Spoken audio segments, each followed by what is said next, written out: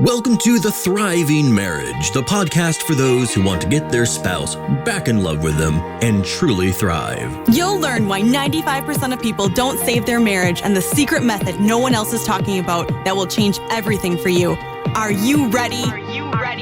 Let's turn tragedy to triumph. Here are your hosts, international marriage experts Mark Johnston and Heather Choate. Welcome to our podcast, the High Thrive Coaching, the Thriving Marriage podcast. My name, of course, is Mark Johnston. I am the head relationship coach, marriage coach here at High Thrive Coaching. And, here with the podcast, we like to come out weekly with tips and suggestions on how to handle those really difficult moments in your marriage. Today, I want to talk about separation, how to handle separation and other really big shifts in your relationship. I know a lot of you out there are suddenly finding things between you and your spouse they're very different. And in just a moment, I want to talk about what is absolutely needed in order to turn a separation around and possibly even turn it into a positive point in your relationship. But before we get to that, I want to get into our client win of the week. So this one comes from our Thriving Marriage Facebook page.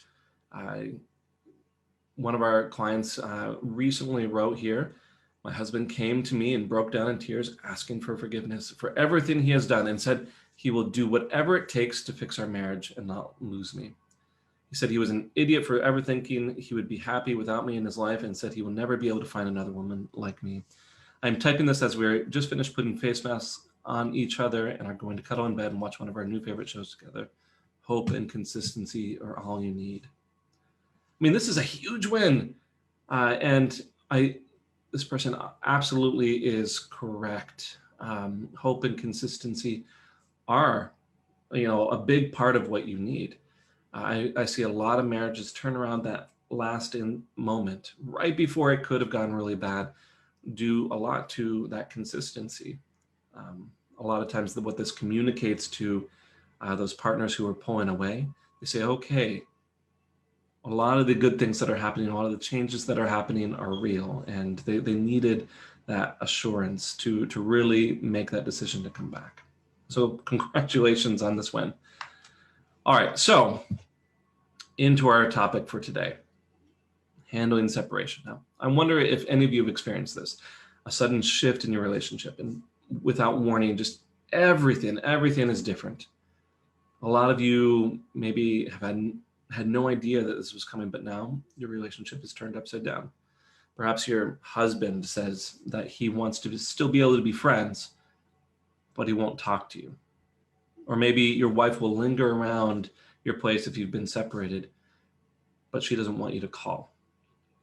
Maybe you say that you want to stand for your marriage, but that only seems to make your spouse more upset.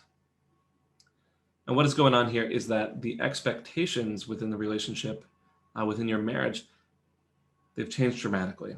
And part of the problem is that those expectations haven't been communicated well, and you and your spouse just seem to be pulling further and further away.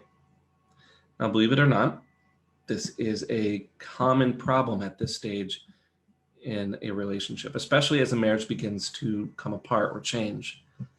See, at one point, the both of you were probably very, very certain with what the expectations were in your relationship. Perhaps you knew that it was okay to sit by your spouse. Now it's not. Perhaps you knew who was going to take care of the dishes. Perhaps you knew who was going to put the children to bed. Perhaps you knew who was going to come home from work if one of the children was sick.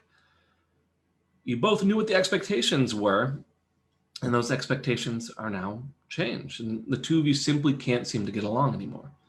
Now, if this sounds at all like you, I do want to mention that I do go in depth into this in our monthly subscription training. In that training, I talk about how to clear up communication and expectations, how to approach these changes with respect, how to create an atmosphere of calm and connection, even during separation, and how to set boundaries surrounding these new changes.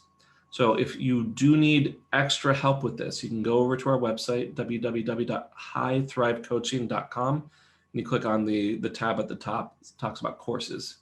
Go to our marriage mastery course. Today, however, I'm going to focus mostly on clearing up communication so that you can at least start working towards some of these other goals. Now, I want to start off this discussion of communication by sharing an analogy in one of my favorite speeches of all time. The speech is called The Strangest Secret by Earl Nightingale. Now, if you have never heard of this, if you're like, okay, who's Earl Nightingale? What's this, The Strangest Secret? What does that matter? I will say this was a game changer for me. This is something that I listened to on a daily basis for a long time, just because it was that good. I don't really like repetition. I don't like listening to the same things over and over again, but this one was different. So in the speech, at one point, Mr. Nightingale, he gives an analogy of a ship, comparing ships to people who do or do not make goals. Now, he says that the ship that has its voyage mapped out with a captain and crew, it's going to arrive at its destination the majority of the time. It has a definite goal. The other ship really doesn't have its voyage mapped out. No crew, doesn't know where it's going. If that is your kind of ship, if you send that ship out from the harbor, where did it go? Very likely it's going to go nowhere. It's either going to go nowhere or it's going to end up, running ashore at some point and just not really get to anywhere good in particular. In this case, the ships are goals. Essentially, if you have a captain, if you have a crew, if you know if you have a heading, if you have a very definite goal, you are much, much more likely to get what you're looking for. If you don't have anything steering you, if you don't have a firm grasp on the direction that you're heading, you're not likely to get to anywhere meaningful. Now, here's the thing. Oftentimes when a spouse starts to pull away, I hear them say certain things. They say, well, I'm just not happy anymore. I don't want to be with you. It's over. I just want to be free. And these statements are often responses when you try to pursue the relationship in any way. Now, some of you may be nodding your head and saying, okay, yeah, I've heard these things before from my spouse. But I wonder if you hear what I'm hearing. These statements all have one thing in common. By themselves, they're vague. They don't explain what's wanted. For instance, I just want to be free. What does that actually mean? Does that mean that they don't want you to call them anymore? Does that mean that they don't want you to invite them over for, a family dinner with the kids? Does that mean that they absolutely would hate it if you would text them? If they're saying, I'm just not happy anymore, does that mean that they don't want to be friends? Does that mean that you can't call? Does that mean that you can't sit by them on the couch? Or, if it's over, does that mean that they absolutely don't want communication, that they're unwilling to work on being good co-parents together? I mean, yes, in some ways these statements are definitive. They're trying to communicate something, but there is a lot that's being left unsaid in these cases. And these things that are left unsaid are where a lot of the clashes start to happen when these things are brought up. So perhaps you thought, okay, my spouse said that we should be friends. That means I can call them. But then your wife or your husband gets upset when you call them. Here was an expectation. They shouldn't call me during these hours. But you had an expectation. Oh, for friends, I should be able to call. And you have this clash. And every time you have these clashes, it just confirms that pulling away is the right decision. It screams that you do not respect them, that you are not listening, that you don't care what they're saying. This is why a couple struggles so much more as they start to pull away from each other. It's absolutely something you don't want either. Because if there are more struggles at this stage, it just continues it makes them pull away quicker. Now, what do you do with this? I'm guessing many of you have already tried to clear up communication. You may have asked your spouse, okay, what do you really want? Or made some bids to be able to support them. But you just keep getting met with their response, as I mentioned earlier, they say, don't you get it? I'm done. I don't want to be with you. I'm just not happy, or whatever it happens to be. They believe that they are being very clear, and you're still left very confused. Now, the main problem here, and the reason why your spouse likely does not want to talk about what it is, or what's going on, or what their goals are, or what they actually want, or they're having a difficulty settling on some things, it boils down to a few possibilities. Number one, they don't believe your motives. They believe that you are simply trying to pull them back into the marriage. Now, I'm going to state this another way. They currently are considering leaving, and your intentions there scream that you're only thinking about what you want. To them, that's what they're seeing there. So if they say I'm done, and you say, okay, let's talk about co-parenting, and there's a miscommunication there, they're saying, okay, this is just Jim or Susie or whoever trying to come in from the side, and they're just focusing on what they want. They're just trying to get me back. Number two, they don't see any reason to have these conversations. Basically, they believe that further communication on the matter serves no purpose. The problem here, though, isn't coming up with a valid reason to continue speaking. You might be able to get them to speak with you. You might, really the best you could do to go this route is to guilt them into speaking with you. You say, well, think about the children. Think about, how long we've been together. And, if they're needing that logical side to convince them, they're just going to, if you feel like you're having to persuade them, you're going to be fighting an uphill battle. Most of the time, the reason, this is, it's not like that there's no reason. They acknowledge that, hey, you have kids, or you do need to talk about some things, but essentially the problem here is deeper communication with you has become uncomfortable. And answering questions or communicating with you only presents discomfort. That's a problem. If they felt uncomfortable, if they felt a lack of love, and here they further feel more discomfort and lack of love, they're not going to talk with you. Number three, they might be babysitting your emotions, or, in the case of discomfort, perhaps their own. They might not want to discuss these matters if they believe that you are going to become emotional, or if you're going to get really hurt from the discussion. After all, they probably still care for you. And your spouse, they're not a monster.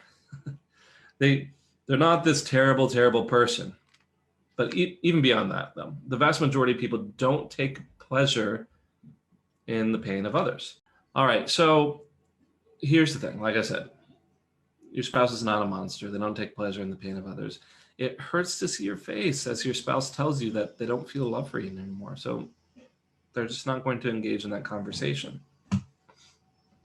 Now, therefore, if you're going to clear up communication, if you're actually going to go through like a checklist and say, okay, let's talk about parenting. What are the expectations here? Let's talk about finances. What are the expectations here? If you're going to talk about those things and clear up those expectations, it means you have to take care of these problems here. It means your motive cannot simply be to get your spouse back into the marriage. It means that if your spouse is uncommitted, you do not hound them to fix things or come back.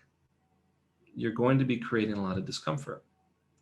It also means that if your spouse needs to feel understood, it also means that your spouse needs to feel understood and supported to the best of your ability.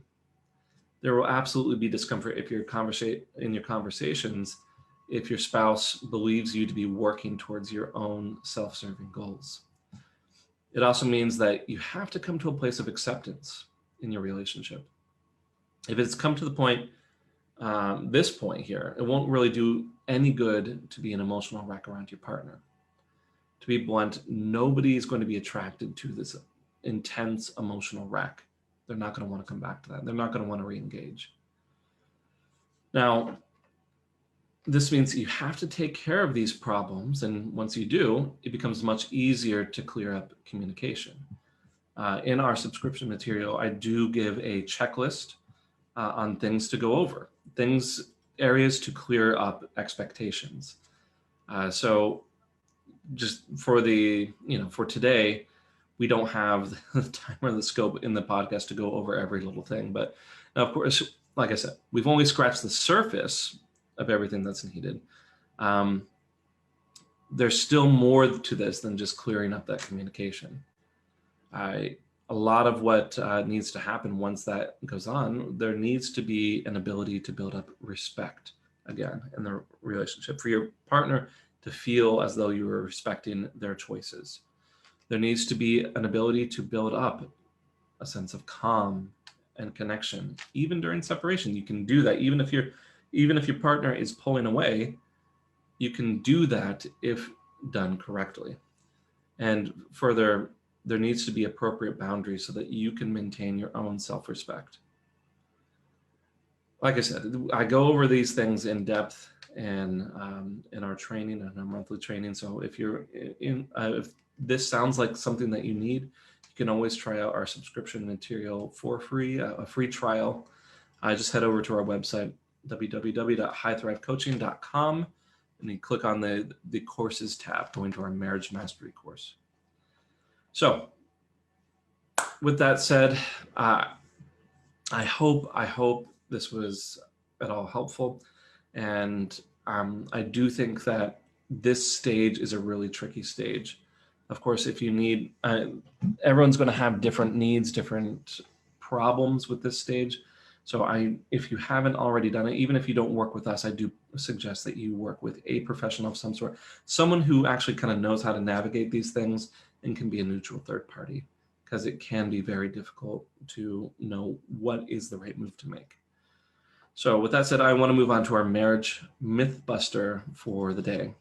So big marriage mythbuster here is the idea that separation and time apart can heal a marriage. I hear this all the time. They say, well, what about a 30-day no contact rule?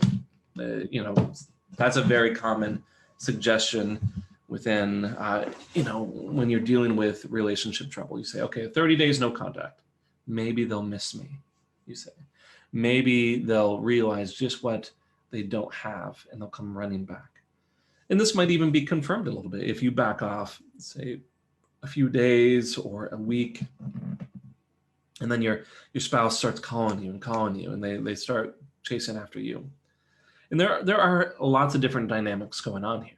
So one, part of why this seems to be true is the idea of a pursuer and avoider sort of dynamic in a relationship. So if you are constantly the pursuer and you're chasing your partner constantly and you back off, that allows your partner to come forward a little bit more. In these sort of dynamics, the general suggestion, if this is a really strong dynamic in your relationship, it's a big thing to really ramp down on the pursuit and ramp down on the avoidance.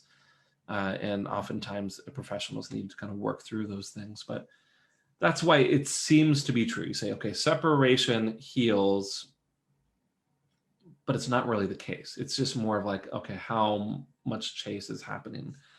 What really goes on during a separation and time apart really only does one thing. If there's a lot of intensity, if there's a lot of problems, it provides relief from each other. Here's the thing. Separation by itself does not heal anything. For instance, your partner who is backing away and maybe they got their own place. They might say, I'm happier than ever. But, this is other things that are going on. Perhaps they've been able to remove a lot of the responsibilities with parenting. Perhaps they have removed a lot of responsibilities from house maintenance, or, they don't have people constantly asking them to attend to them. It provides some relief.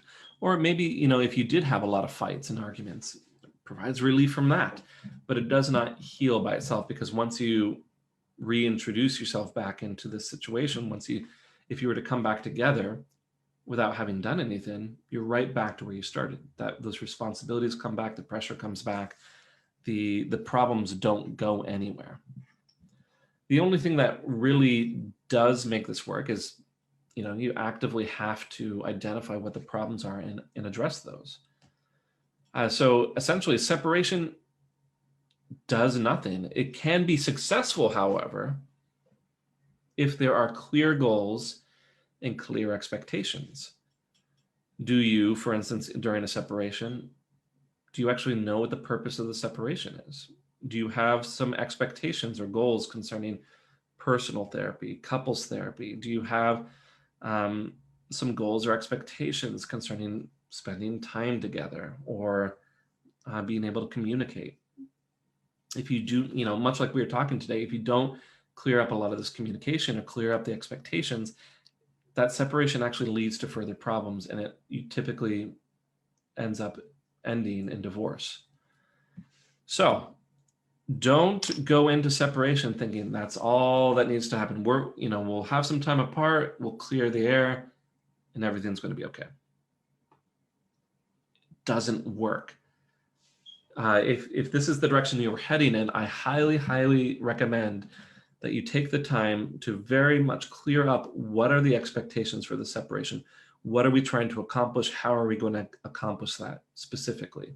And under what conditions will we come back together? It's under those conditions that the trial separation can be successful. Oftentimes, though, if you were taking the same efforts, otherwise, you could have much the same success. A trial separation, though, can provide other things. For instance, it can provide you, it escalates the situation a little bit. For instance, if before your partner really wasn't taking the effort to make any changes, that separation can really communicate, hey, this is very serious. It may provide that motivation. But once again, that motivation needs a direction. It needs a specific goal, specific expectations, and specific conditions to end the separation. I hope that was useful. As I said, we go over a lot of these sort of things in a lot of depth in our monthly trainings. So if you're looking for just an easy way to get some extra information, a low commitment sort of path here, check out our marriage mastery course on our website, www.highthrivecoaching.com. Next week, we are going to go in depth into one of your specific problems. I'm going to be looking through the posts here in the Thriving Marriage group, and I'm going to be choosing one that I think is that's a little bit more widely applicable. And I'm going to be going in depth in terms of what I see going on and what needs to be done to fix that. So I would like all of you to post this week. Say, hey, put it into your post. Say, hey, please, admins, hey, you over at High Thrive Coaching, take a look at this. I want to see if you can help me out with this situation. Give as much information as possible. We're going to be looking through the posts, and we want to help one of you. So with that, I'm really excited for our podcast next week. So get out there, post some, and I'll see you then. Thanks for listening to The Thriving Marriage, your A to Z blueprint for not just surviving marriage, but thriving. Until next time, my friends, thrive on.